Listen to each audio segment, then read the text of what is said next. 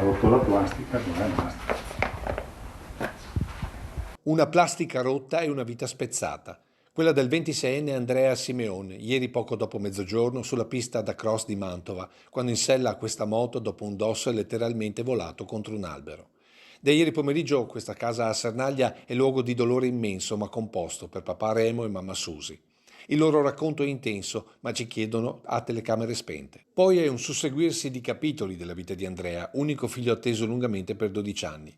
Fin dalla tenera età la passione per la moto è nata guardando un papà innamorato che la sostiene come ogni genitore sostiene lo sport del figlio, sapendo che tra l'altro è antidoto alla strada, alla noia e a certe compagnie.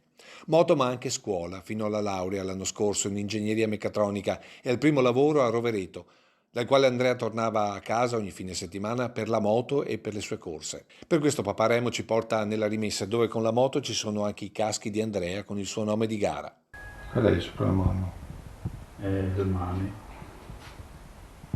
quello scritto dietro. Fuori il camper che ha portato il giovane con un amico già da sabato a Mantova. Per la mamma Susi l'ultima telefonata con la raccomandazione di stare attento è di domenica alle 10, mentre il papà Remo arriva giusto in tempo per la gara.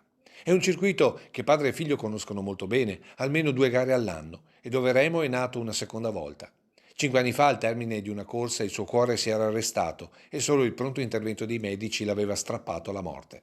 Ieri ha rischiato un secondo infarto, quando non ha visto più Andrea e ha intuito il peggio, quando si è mossa l'ambulanza. Ora il giovane corpo è rimasto a Mantova, mentre la moto è tornata a Sernaglia. Nessun difetto all'acceleratore, niente problemi strutturali che comunque interessano poco un papà che ha perso il figlio in una casualità che forse non avrà mai una risposta. Ora rimane un dolore immenso non solo per la famiglia, ma per quanti conoscevano Andrea e che, come il presidente della sua squadra corse, non riescono a trattenere tra le lacrime. Il ragazzo ormai è da 8 anni che corre con gli altri, adesso ne ha 26 dunque.